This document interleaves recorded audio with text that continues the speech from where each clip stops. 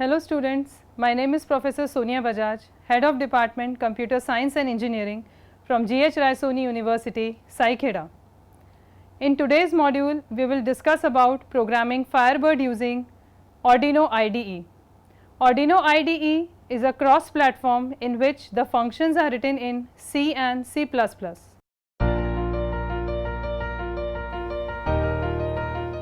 Let us now see the agenda for the discussion. In this particular video lecture series, we will be discussing about what is Arduino, then we will have a look on to how Arduino IDE looks like, how we write a program on Arduino IDE, the various parts of Arduino IDE, and how does the structure of the program looks on Arduino IDE. We will also deal with a simple example of buzzer beeping, and we will also see the steps which are involved in loading the code on Firebird 5. So, let us now first have an overlook on what is Arduino IDE looks like. Basically, Arduino is an electronics open source platform which is based on different AVR, ARM, etc. microcontrollers of different families. It is a ready-made, easy to use hardware board which could be programmed using the Arduino IDE. It basically runs on Windows, Mac, OS X and Linux. The programs which we usually write on Arduino IDE are called as sketches. These sketches could be written in any high level language such as C and C++. When we talk about C and C++ programming language, then basically these programming languages have various functions in them, and writing these functions or calling these functions is what the body of an Arduino IDE program is made up of. The steps for downloading and installation the Arduino IDE could be followed by using the link mentioned. Now, let us have a look on how the Arduino IDE editor looks like. As you can see on the screen, the Arduino software IDE screen looks like, and it could be divided into various parts as follows. The first part is the menu bar. This menu bar of Arduino IDE comprises of various options such as File, Edit, Sketch, Tools and Help. The second part of the Arduino IDE screen consists of buttons. These buttons are usually used to control the coding part, or the code that you write in the editor part of the Arduino IDE is controlled by using these buttons. Third is the editor. It is basically the screen where actually the text of the code is written onto. After we execute the code that is written on the editor screen, the status of that particular program or the processes in the program could be seen on the status bar, which is the fourth part of the Arduino IDE. Then comes the notification area. The notification area is usually the area wherein you can see your errors. If there are any bugs or errors in the program, then that could be highlighted in your notification area. The last part of the Arduino IDE is configured board and serial port, which gives information about on which serial port the bot is connected to the PC. Now, let us put a light on the structure of the program in Arduino IDE. As I earlier said that Arduino codes are also called as sketches. These sketches comprises of basically two parts. The first one is setup and the second one is loop. Setup is the function that is called once when the Arduino is reset or powered on. It means that when you actually start the Arduino, then this particular setup function is used to set up the various controls of the Arduino IDE. And secondly, this setup function is also used to initialize the variables and the pins which are used as the input and output. Second function or second part of Arduino sketches is the loop. As the name suggests, loop is something that runs repeatedly, and so this loop function runs repeatedly till Arduino is powered off. Loop is generally written in the main code of the sketch. Now, when we first start writing the program in an Arduino IDE, the first step is to select a microcontroller. As I already said in my previous video lectures that Firebird 5 board is having a modular architecture and it could be controlled by using various multiple microcontrollers of other families. Therefore, the first step to write any program on Arduino IDE is to select a microcontroller.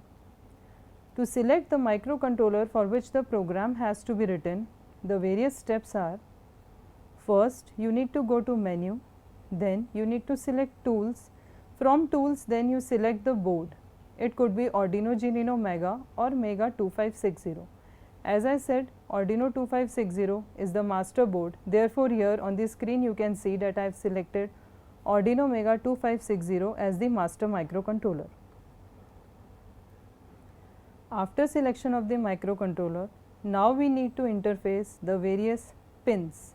Before we interface the pins of the Arduino or the ATMEGA 2560 to our board, it is required that we need to initialize in which mode the pin has to be used. Now, when we used pin for interfacing, then the pin could be configured as either input pin or output pin. The function that is used to declare or initialize the mode of the pin is the pin mode function. Now, when we initialize the pin, then there are two things that we need to keep in mind. First is the pin number and second is the mode. So, firstly, the pin or the digital pin number which is used for interfacing the IO device has to be selected, and the mode, whether that pin has to be kept in input mode or output mode, has to be decided. An example is thrown on the screen as pin mode 34, output. From this particular example, you can understand that digital pin 34 is set as an output pin. Now, once the microcontroller is selected, the pin is selected, the pin is configured in a particular mode, our next step is to read and write the value on that pin. In order to read and write the value on the pin, we basically use two functions. The first one is digital read function and the second one is digital write function. Now, in order to read the value from a particular pin, we only need to mention the pin number. This function reads the digital value from a pin whether it is high or low. As being a CSC student, you all are aware that a high represents value 1 and low represents value 0. So, there are only two values that a pin could be read on, that is high and low. For example, if we write digital read 50, then it means that this function is going to read the digital value on pin 50, which is set as an input pin. Of course, the pin has to be first set to an input mode in order to read a value from it. Then comes your digital write function. When we talk about digital write function, then the syntax of digital write function is we need to mention two things here. First is the pin value and the second is the value that has to be written onto the pin. Again, this function writes the digital value as either high or low, and of course, if we are writing any value onto this digital pin, then that pin has to be selected in an output mode. For example, if we write digital write 34, high, then this particular example, from this particular example we can see that it is writing a digital value 1 on pin 34, which is set as an output pin. So, after we have seen the various steps of writing a program in Arduino IDE, now comes our example, which is buzzer interfacing with ATMEGA 2560. This is one of the most basic example that we are going to throw a light on in order to make you understand how an Arduino or Firebird 5 board could be programmed using an Arduino IDE. Now, as you can see in the figure, the buzzer is connected to the port C pin 3, which maps to the digital pin 34 on ATMEGA 2560 Arduino board. You can clearly see in the figure that a buzzer is connected to pin number 3. Now, to turn on the buzzer, we need to set D34 as high, and to turn off the buzzer, we are going to set the digital pin 34 as low. When we talk about buzzer set, it means that buzzer will start beeping, and when we talk about buzzer is off, then we mean to say that the buzzer will stop beeping. Now let us throw a light on the buzzer program. These are the various steps which we need to follow for writing an Arduino sketch to beep the buzzer.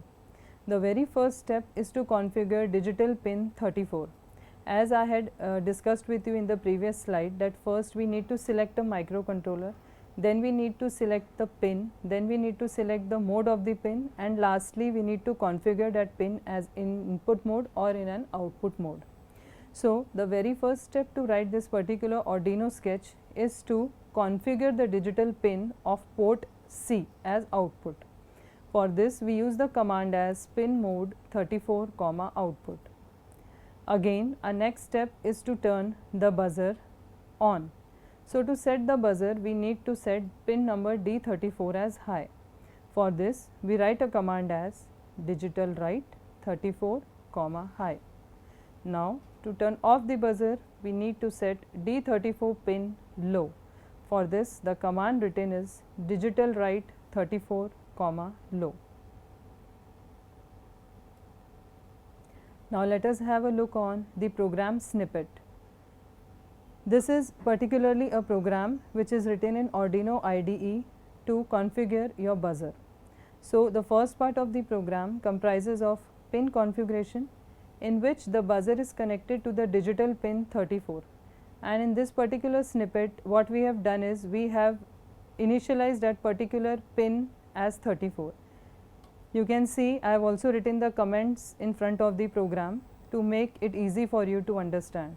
So the particular line int buzz equals to 34 means that we have initialized the pin 34 as buzz. After we have initialized the pin, our next step is to set up a function. For this we are calling up a setup function which will set up the various pins of the ATMEGA 2560. Here we have called a function called as void setup, and we have declared a pin mode function by passing it the values of buzzer, which is 34, and declaring it as an output pin. This is all about pin configuration. After your pin has been configured, then you write the main program in the program snippet. Now for writing the program in the main snippet, firstly we will call the loop function. As discussed earlier in in my previous slides, I have discussed that loop is a function that is used in your main program because it is something that will run repeatedly till your Arduino is powered off or your ATMEGA 2560 is powered off. So void loop, this function is written in the main program. Again, firstly when we will call the loop function, our next step is to write the value on a particular pin. So for that we have used a command digital write buzz, high. Thirdly, we have also called a function of digital write to set the buzzer low. Now the buzzer would be set high and would be set low with a delay of 1000 milliseconds. This millisecond is there so that microcontroller will be able to make a decision whether to set the buzzer high or low, or to switch the position from high to low. This delay of 1 second is compulsorily declared in your main program. Without this particular delay, it can also lead to hazardous situations. So to take that precaution, we have declared a delay function inside the main program. So this is a very basic and short program snippet of how to turn off and on the buzzer on ATMEGA 2560 or Firebird 5 bot. After we have written the program, the next step is to load this particular program onto Firebird 5. As you can see on the screen, these are the various steps for locating and loading the hex file on Firebird 5. Now one question would come to your mind that why this C program needs to be converted to a hex file. Well, the answer to this is we as a person understand high level language and we write a program in C language. But when we need to communicate with the Firebird bot 5, then we need to convert it to a programming language or a language which is understandable by a Firebird 5 bot. So for this reason, the program written in C or C++ or any high level language needs to be converted to a hex file. So the various steps which are required to convert this high level language program to a hex file is as follows, and you can also find these various steps available in the software manual at your GH Raisoni University. You can also easily find these steps on the Google as well, but the major steps which I have mentioned on the screen are those which removes the replica inside. For example, if I say after writing a code you need to save the sketch, there is no need to save the sketch again and again. As mentioned, if you search it on the Google, then you will find that after every step you need to save the sketch, but such is not the case. Once you write a code, you need to save the sketch only once at a desired path location. And then in order to burn this particular hex file onto your Firebird 5 board, you need to use an emulator, and then this hex file could be loaded through an AVR bootloader program. So after we have located and loaded this hex file onto our Firebird 5 bot, the following is the output which we have got.